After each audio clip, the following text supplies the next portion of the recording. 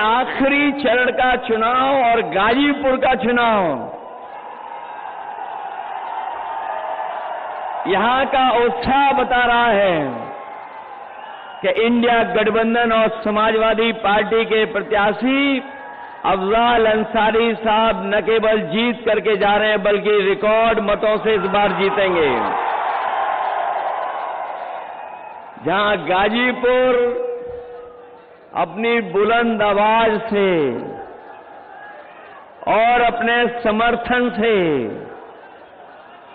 लोग जो बड़े बड़े दिल्ली और लखनऊ से आ रहे हैं,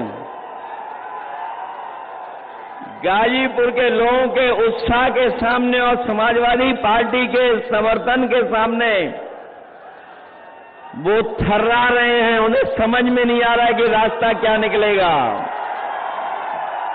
और मैंने तो कल भी बलिया में और सलीमपुर में समर्थन देखा है। इस बार तो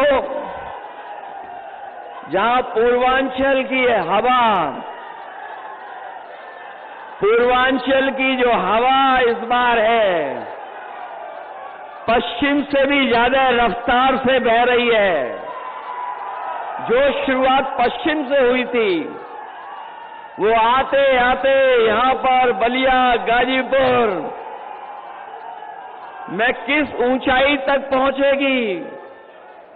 और मैं ये कह सकता हूं कि जो जनता का गुस्सा बढ़ता चला जा रहा है, पहले चरण में जो गुस्सा दिखाई दिया था सरकार के खिलाफ, आज गाजीपुर में आकर के वो सातवें आसमान पे दिखाई दे रहा है।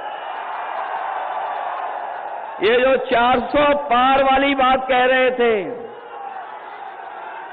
400 पार, वो अब 400 हारने जा रहे हैं।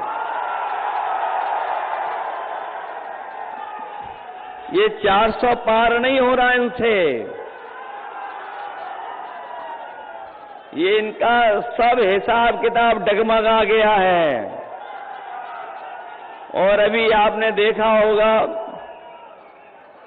कि जो बहुत बड़ी बड़ी बात कहते थे,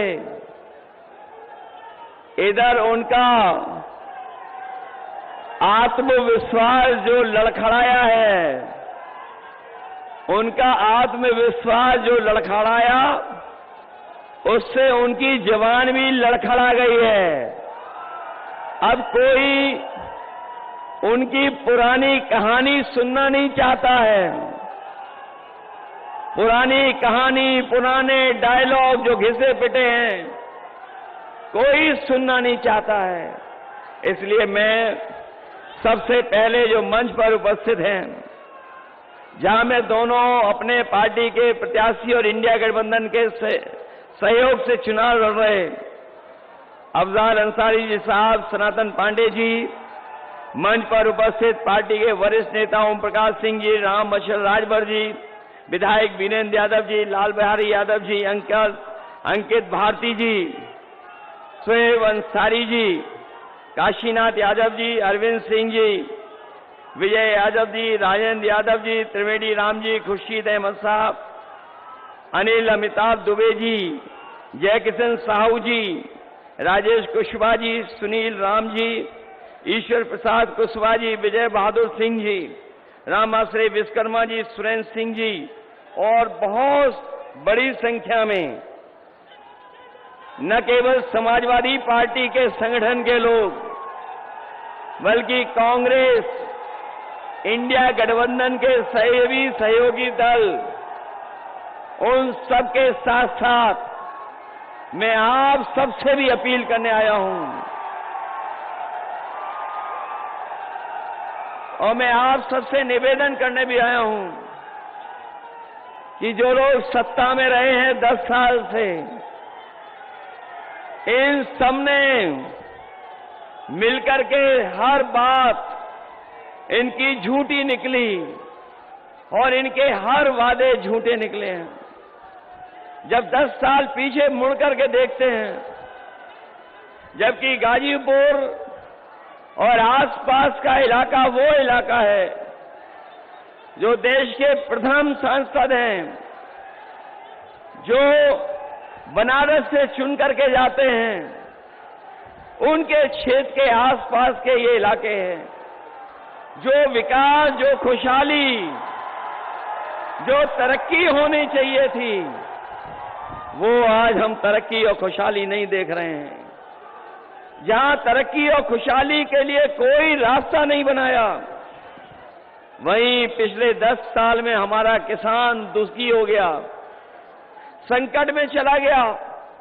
और यहां के किसानों ने वो समय भी देखा जिस समय ये सरकार काले कानून ला करके हमारे किसानों की पैदावार के साथ साथ जमीन को भी हड़पना चाहती थी। लेकिन हमारा किसान न केवल पूर्वांचल का किसान बल्कि देश का किसान जागरूक था।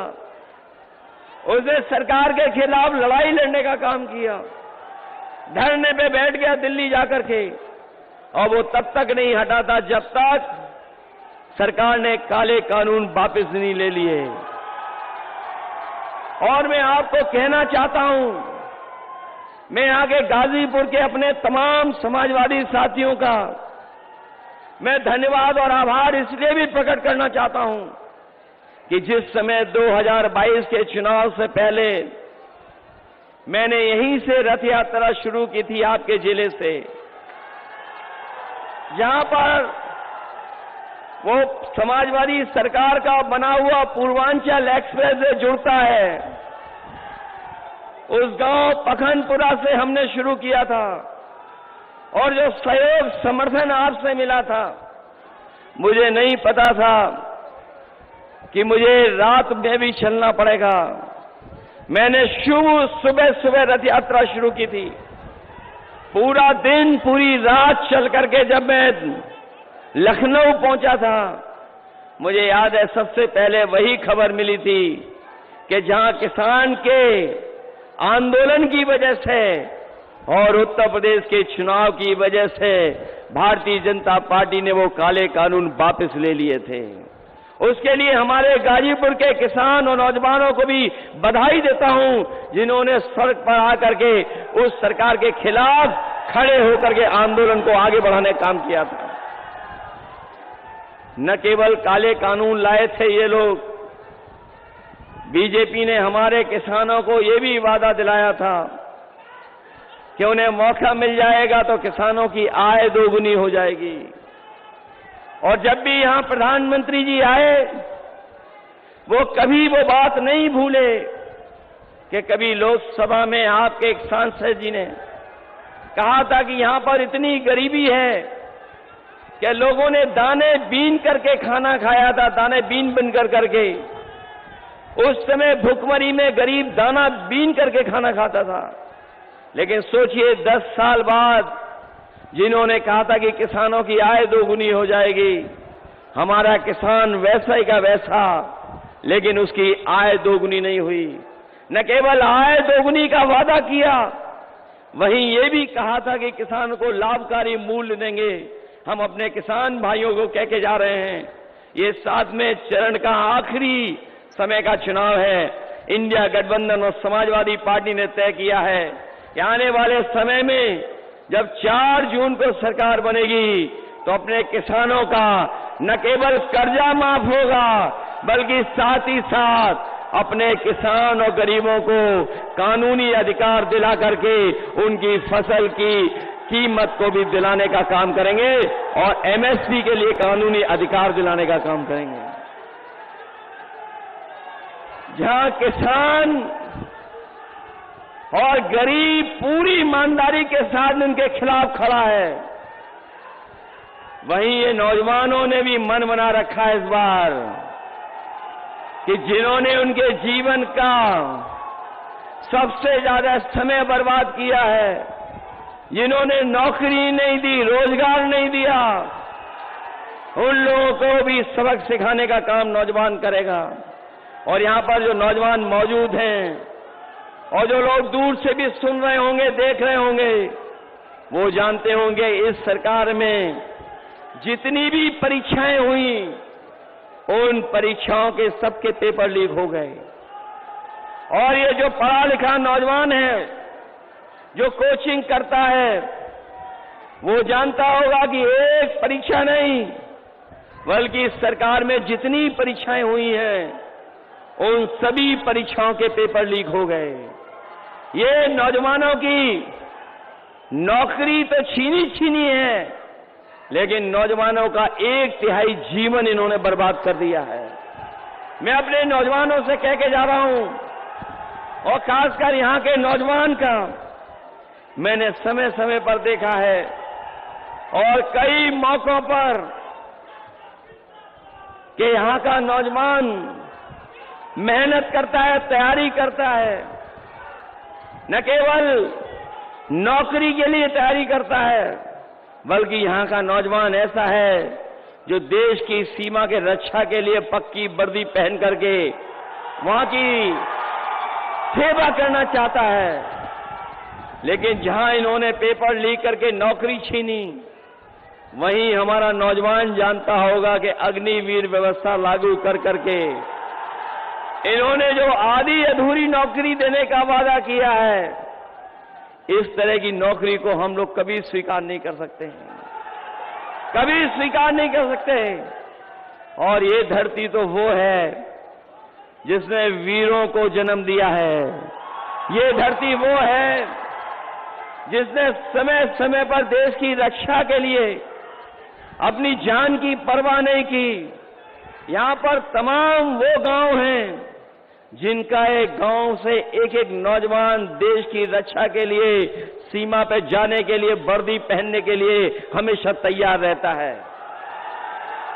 यहां पर वो गांव भी है जो न केवल हम, पूरा देश और हमारे फौज के लोग भी जानते हैं कि घेमर जैसा गांव पूरे देश में नहीं होगा, जहां पर इतनी बड़ी संख्या में नौजवान न केवल फौज में जवान बन करके जाते हैं, बल्कि अधिकारी की ऊंचाइयों तक पहुंच करके देश की सेवा करते हैं।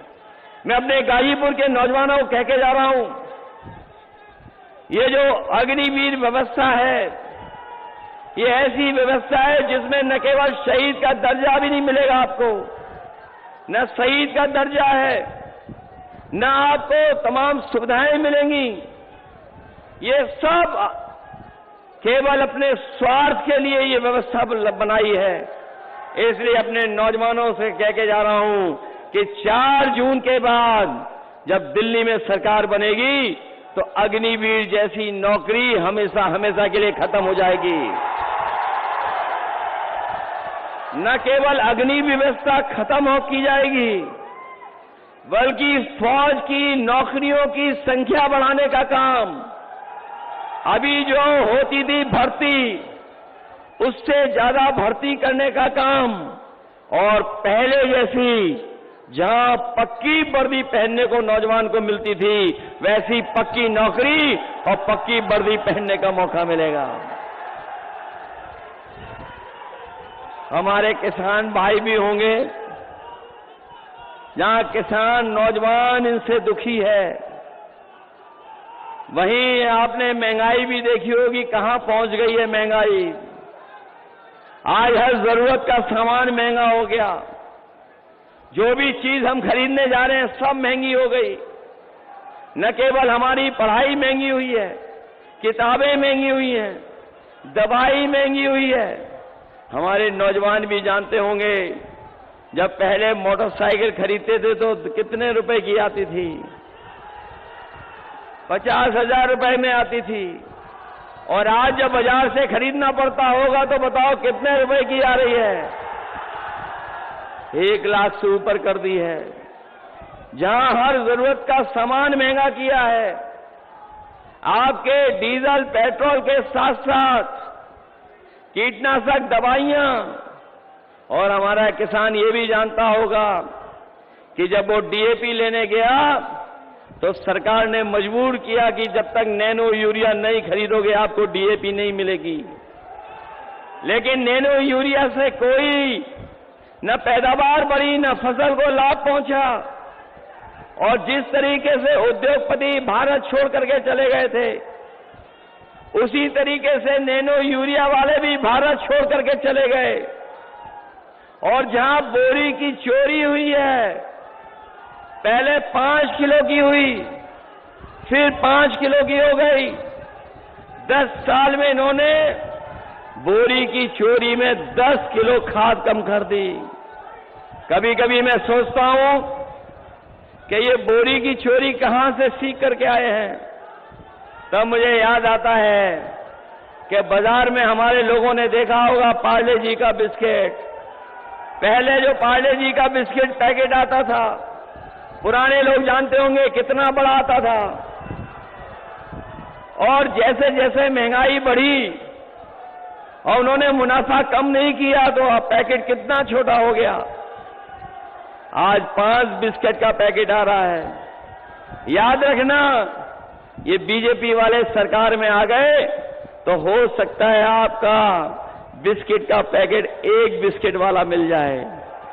इसलिए जहां हम महंगाई से सावधान करने आए हैं, वहीं अपने नौजवानों से और गरीबों से कहने आए हैं कि जिस समय 2022 में इन्होंने राशन दे करके वोट लेने का काम किया था, इधर राशन की मात्रा कम कर दी और जो राशन की गुणवत्ता है वो भी अच्छी नहीं है। इसलिए अपने गरीबों को कह के जा रहे हैं गाजीपुर के कि समाजवादी पार्टी और इंडिया गठबंधन ने तय किया है कि राशन की गुणवत्ता बढ़ाएंगे, साथ ही साथ मात्रा को भी अच्छा करेंगे। और मात्रा और गुणवत्ता बढ़ा करके जिस तरीके से संपन्न लोग बाजार का आटा खरीद करके खा रहे हैं, पैकेट का आटा जो न केवल गुणवत्ता में अच्छा है, पौष्टिक भी है, तो हम अपने गरीबों को कह के जा रहे हैं राशन की मात्रा बढ़ाएंगे, गुणवत्ता बढ़ाएंगे और पैकेट के आटा के साथ साथ डाटा भी फ्री दिलाने का काम करेंगे।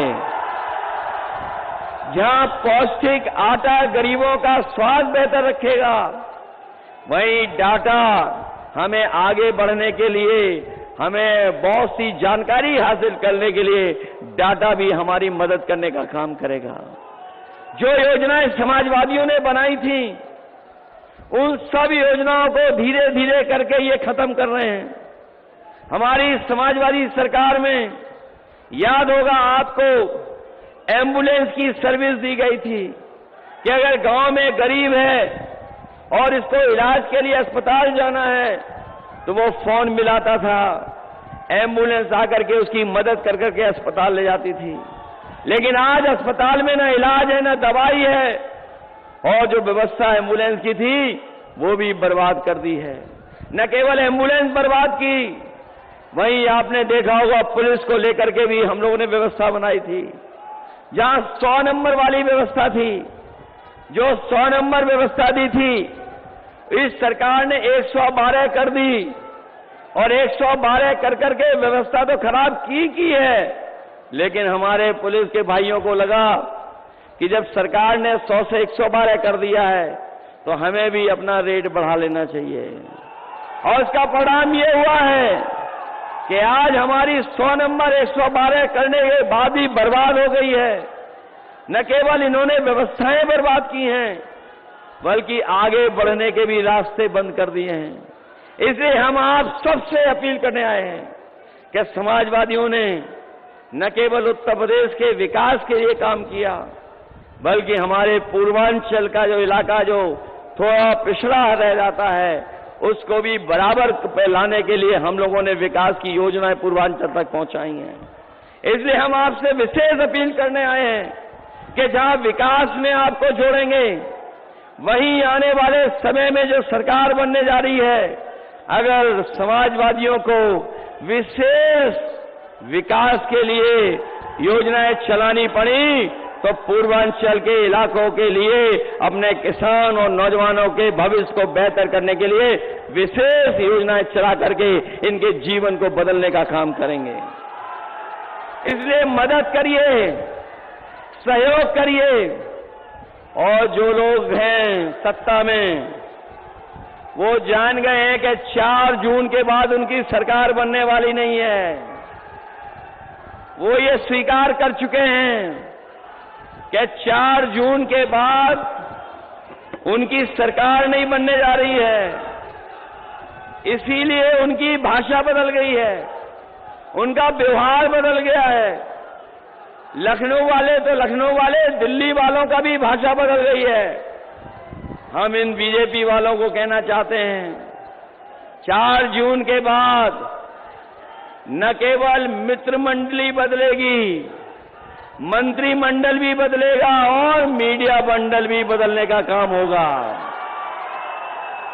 और जो लोग 400 पार का नारा लगा रहे थे, अगर गणित समझोगे तो अब समझ में आएगा कि 400 पार का मतलब है कि 543 में अगर 400 सीटों के बाद जीतने का लक्ष्य रखा है तो बताओ 143 सीटें ही बनती हैं। अगर जिनको हिंदी समझ में आ रही होगी, हमारे पत्रकार साथी जानते होंगे कि अगर 400 पार का नारा दे रहे हैं तो उसका मतलब ये हुआ है कि 543 के बाद जितनी सीटें बची हैं उतनी ही जीतने जा रही हैं। तो 400 के बाद वाली सीटें केवल 143 हैं। लेकिन जिस तरह का गुस्सा जनता में है, 140 करोड़ की जनता इनको 140 सीटों के लिए तरसा देगी।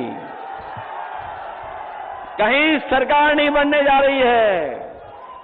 और जब से चुनाव उत्तर प्रदेश का बदला है, जब से उत्तर प्रदेश में गठबंधन ने बढ़त पाई है, ये हमारे पार्टी से और कांग्रेस पार्टी से घबरा गए हैं और साथ ही साथ सहयोगी दलों से भी घबरा गए हैं। तो क्या कहते हैं कि 2 शहजादे वोट मांगने निकले हैं। हम उनको कहना चाहते हैं जो हम लोगों को 2 शहजादे बोल रहे हैं, इस बार दोनों शहजादे मिलकर के शह तो दे ही रहे हैं आपको, लेकिन जब वोट पड़ेगा और परिणाम आएगा तो आप भी मात इन्हीं लोगों से खाओगे। शह तो दे ही नहीं, मात भी खाने जा रहे हो। इसलिए इस चुनाव में, जहां ये चुनाव जनता ने अपने हाथ में ले लिया है, ये पहला चुनाव देखने को मिल रहा है जहां चुनाव जनता ने अपने आप हाथ में ले लिया है। और जैसे चुनाव आगे बढ़ता चला जा रहा है, जनता हमारी लीडर के साथ साथ आगे बढ़ती चली जा रही है। इसलिए आप सबसे हम गाजीपुर के लोगों से विशेष निवेदन अपील करने आए हैं कि आप लोग मदद करना, आप लोग सहयोग करना। और इधर देखने को मिल रहा है कि ये लोग हमारे वोट को रोकना चाहते हैं।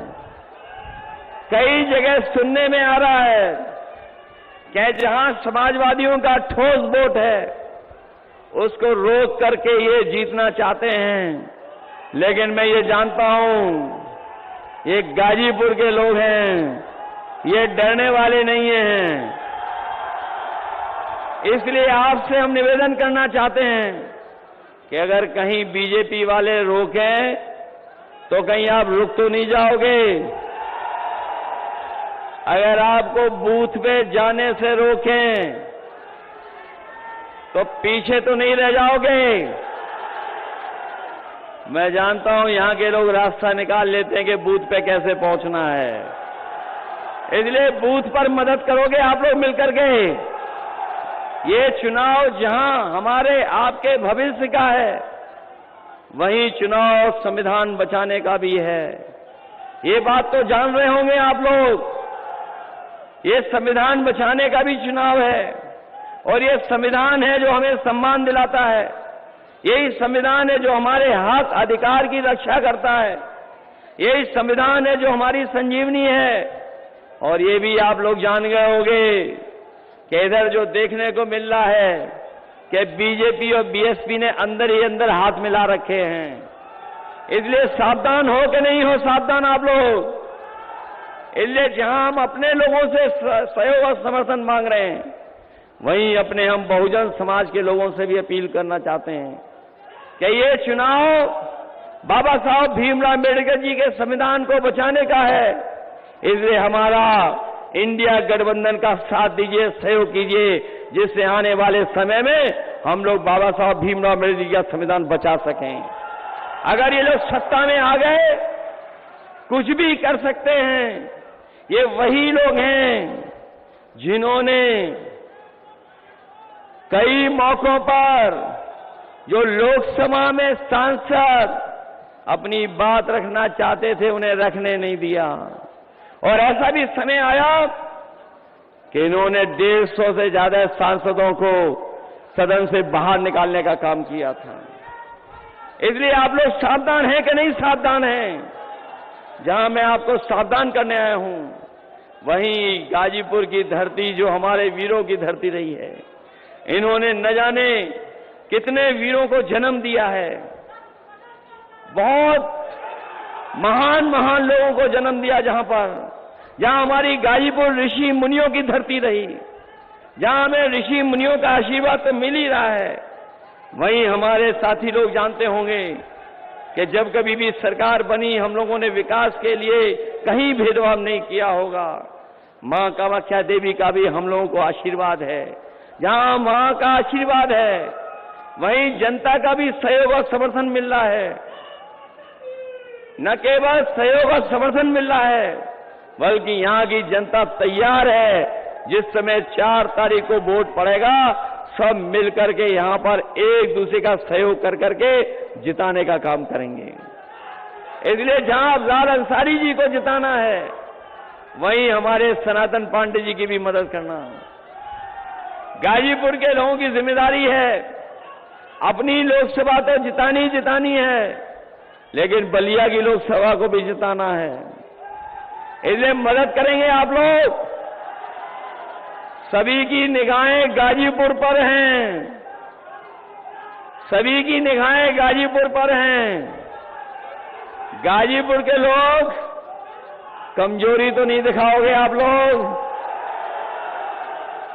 आपको पता होना चाहिए, लड़ाई बड़ी है, लड़ाई आर पार की भी है, और लड़ाई ऐसी है कि उत्तर प्रदेश ही देश को बचा सकता है।